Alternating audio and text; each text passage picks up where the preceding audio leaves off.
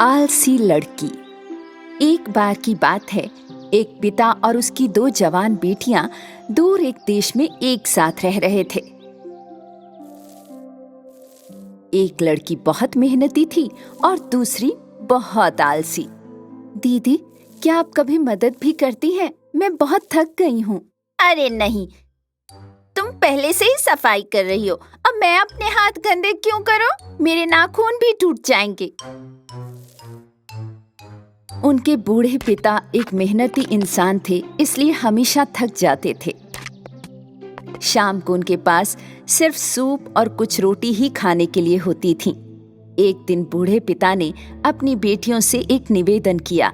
मेरी प्यारी बेटियों, तुम जानती हो मैं तुम दोनों से बहुत प्यार करता हूँ और मैं सोच रहा था कि अब तुम दोनों बड़ी हो गई हो और समय आ गया है कि तुम दोनों जिम्मेदारियां उठाओ। मैं चाहता हूँ कि तुम दोनों कोई काम या नौकरी ढूंढो। आप सही कह रहे हैं, मैं कल जरूर कोई काम तलाश कर लूंगी। और तुम्हारा क्या मेरी बच्ची? मेरी बहन को नौकरी मिलनी चाहिए, ये उसकी बात है, लेकिन मुझे लगता है कि मैं घर का काम ज्यादा अच्छा करती हूँ। बूढ़ा अपनी बेटियों को इतना उत्सुक देखकर बहुत खुश था। अगले दिन जब मेहनती लड़की नौकरी की तलाश में घर से निकली तो उसके पिता उसके पास आए। मेरी प्यारी बच्ची, मैं तुम्हें एक सलाह देना चाहता हूँ। अगर कभी भी कोई तुमसे मदद मांगे तो उसे मना मत करना। हमेशा तट पर रहना और अपने काम से प्यार करना और जो भी काम करो पूरी लगन से करना।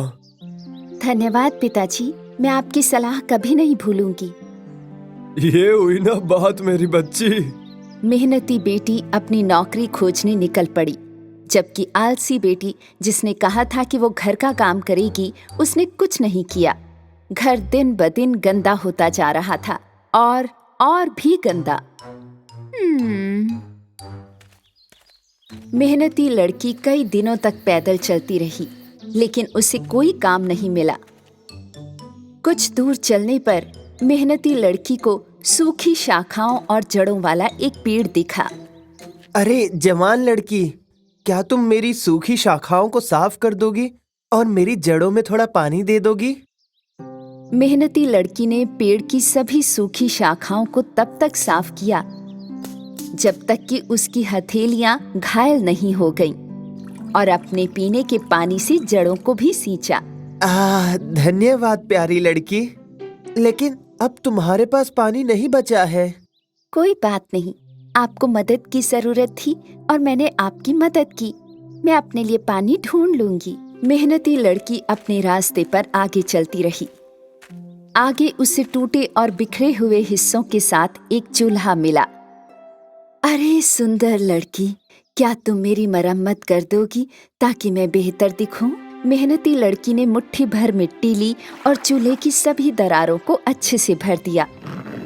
धन्यवाद प्यारी लड़की, लेकिन तुम मेरी वजह से इतनी गंदी हो गई। ओह कोई बात नहीं, कपड़े मायने नहीं रखते। आपको मदद की जरूरत थी, मैंने मदद की। मेहनती लड़की उस नए से चूल्हे को छोड़कर अपने रास्ते पर चलती रही। थोड़ी देर बाद एक प्यारा मेमना दिखाई दिया, लेकिन वो काला था, सिर से पांव तक कोयले की तरह। हेलो प्यारी लड़की, मैं गलती से कोयले में घुस गया और गंदा हो गया। तुम मुझे नहला दोगी क्या? मेहनती लड़की ने मेमने को झील के किनारे नहला दिया। मेमना पहले की तरह सफेद हो गया और चमक उठा। धन्यवाद, लेकिन तुम मेरी वजह से भीग गई। तुम्हें मदद की जरूरत थी, मैंने मदद की। मैं पहले से ही बहुत गंदी थी, अब मैं साफ हो गई। मेहनती लड़की अपने रास्ते पर चलती रही। जब अंधेरा हुआ तो उसे एक सुंदर घर मिला। ओह, जहां 7 परियां रहती थी। मेहनती लड़की घर में दाखिल हुई। हेलो, मैं आपके घर बिना अनुमति के आने के लिए क्षमा चाहती हूँ। मैं एक युवा लड़की हूँ जिसे काम की तलाश है।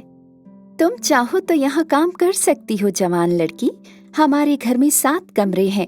तुम्हें हर दिन सिर्फ 6 कमरे साफ करने होंगे, लेकिन 7वें कमरे में भूल कर भी मत जाना। मेहनती लड़की ने नौकरी स्वीकार कर ली। जैसा कि परियों ने कहा था, वो पूरे 1 साल तक हर दिन 6 कमरों की सफाई करती रही। उसने कभी 7वें कमरे में प्रवेश नहीं किया। और जब उसके पास काफी पैसे जमा हो गए तो उसने परियों से घर लौटने की अनुमति मांगी। बेशक जवान लड़की, तुम घर जा सकती हो। मैं हैरान हूँ कि तुमने 7वें कमरे में कभी प्रवेश क्यों नहीं किया। मुझे अपने काम पर गर्व है। मेरे पिता कहते थे कि अपना काम हमेशा ठीक से करो, चाहे कुछ भी हो। मेरे यहाँ रहते हुए मेरा काम सिर्फ 6 कमरों की सफाई करना था और यही मैंने किया। हम तुम्हें तुम्हारी ईमानदारी और मेहनत के लिए इनाम देना चाहते हैं। चलो आओ हमारे साथ। परियों ने युवा लड़की को 7वें कमरे में प्रवेश करने के लिए कहा। जब लड़की अंदर गई तो उसने चांदी और सोने के ढेर सारे सिक्के देखे। अब तुम इन सिक्कों के बीच घूमो और जितने भी सिक्के तुमसे चिपक जाएंगे वो तुम्हारे होंगे। मेहनती लड़की सिक्कों में बाएं से दाएं घूम गई।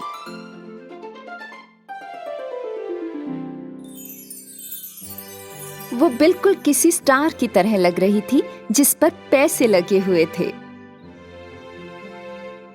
फिर मेहनती लड़की परियों को छोड़कर घर लौटने लगी।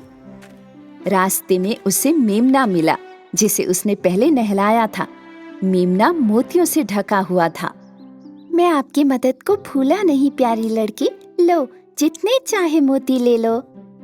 मेहनती लड़की ने मेमने को धन्यवाद दिया और अपनी बाहों और गर्दन को मोतियों से ढक लिया और अपने रास्ते पर चलती रही। चलते चलते अब वो चूल्हे के पास पहुंची, जिसकी उसने जाते वक्त मरम्मत की थी। आपने मेरी जो मदद की उसे मैं नहीं भूला प्यारी लड़की। लो, मेरी गर्मा गर्म रोटियां और केक तुम्हारे हैं। मेहनती लड़की ने चूल्हे द्वारा दी गई रोटियों में से कुछ खा ली और उसमें से कुछ घर के लिए रख ली और अपने रास्ते पर चलती रही। थोड़ा आगे चलने पर उसे पेड़ दिखाई दिया, जिसकी डालियां फलों से ढकी हुई थी। इधर आओ प्यारी लड़की, तुमने जो मदद की उसके लिए मैं आभारी हूँ। ले लो, मेरे सारे अंगूर तुम्हारे हुए।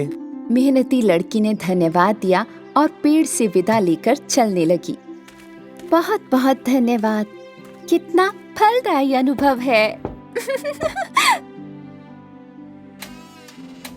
उसके पिता और आलसी बहन ने दरवाजे पर उसका अभिवादन किया। लड़की की गठरी सोने और मोतियों से भरी हुई थी। आलसी बहन को बहुत जलन हुई जब उसने देखा कि उसकी बहन इतनी अमीर हो गई है। उन सिक्कों को देखो। मुझे नौकरी पाने के लिए एक अमीर परिवार की तलाश करनी होगी। अगर मेरी बहन के पास मोती हैं तो मुझे पन्ने मिलेंगे। आलसी लड़की ने अपने पिता से कहा कि वो नौकरी की तलाश में घर से जा रही है। ठीक है मेरी बच्ची, पर तुम तो घर पे भी काम नहीं कर पाती, तो फिर तुम्हें बाहर कैसे काम मिलेगा?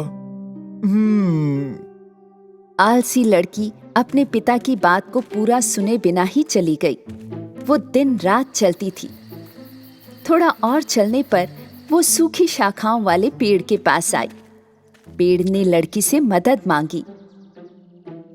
कैसी हो जवान लड़की? क्या तुम मेरी मदद करोगी? मैं इस धूप में तुम्हारी मदद नहीं कर सकती। मेरे बाल खराब हो जाएंगे। बाय। आलसी लड़की आगे बढ़ गई। थोड़ा और चलने पर उसे आगे एक टूटा और बिखरा हुआ चूल्हा दिखाई दिया। चूल्हे ने उससे मदद मांगी। मैं अपने कोमल और नाजुक हाथों को तुम्हारे लिए गंदा नहीं कर सकती। मेरी नेल पॉलिश खराब हो जाएगी। बाय। आलसी लड़की ने चूल्हे की भी मदद नहीं की। तब उसे एक मेमना मिला जो काले कोयले की तरह गंदा था और मेमने ने उसे स्नान कराने के लिए कहा। छी छी छी, मेरे रास्ते से हट जाओ कल्लूटे। आलसी लड़की भाग गई। क्या आलसी भेड़ का बच्चा है, खुद को धो भी नहीं सकता। और आलसी लड़की जल्द ही एक बड़े घर में आ गई। आलसी लड़की ने इसका फायदा उठाया और घर की मालकिन 7 परियों से काम मांगा। मुख्य परी ने उसे 1 साल रहने और सिर्फ 6 कमरे साफ करने के लिए ही कहा। भूलो मत जवान लड़की, तुम कभी भी 7वें कमरे में दाखिल नहीं होगी। आलसी लड़की ने महीनों तक अनमने मन से 6 कमरों की सफाई की। हालांकि एक दिन उसने अपनी जिज्ञासा के चलते 7वें कमरे में प्रवेश किया। सोने और चांदी के सिक्कों की बजाय अंदर मधुमक्खियां और चमगादड़ थे। मधुमक्खियों ने आलसी लड़की को इस तरह से काटा कि वो चारों ओर से जख्मी हो गई। वो बहुत दुखी थी। लड़की तुरंत वहां से चली गई और घर की ओर भागने लगी। जैसे ही वो दौड़ी, उसने मेमने को देखा, जिसके मदद के अनुरोध को उसने ठुकरा दिया था। मेमना मोतियों से ढका हुआ था। लड़की कुछ मोती पाने के लिए मेमने को पकड़ना चाहती थी, लेकिन मेमना उससे दूर भाग गया। लड़की चलती रही। वो बहुत थक गई थी। उसी पल उसे चूल्हा मिला, जिसकी मदद के अनुरोध को उसने ठुकरा दिया था। चूल्हे पर ताजी गरम रोटियां और ब्रेड थे। जब लड़की ने रोटी का एक टुकड़ा लेना चाहा, तो चूल्हा गर्म हो गया और आलसी लड़की के हाथ जल गए। जब आलसी लड़की वहां से भागी, तो वो पेड़ के पास पहुंची, जिसे उसने मदद करने से मना कर दिया था। पेड़ की डालियों पर फलों के गुच्छे थे। जब आलसी लड़की ने कुछ अंगूर लेने की कोशिश की, तो पेड़ दाहिनी ओर झुक गया। लड़की दाईं ओर दौड़ी, लेकिन इस बार पेड़ बाईं ओर झुक गया।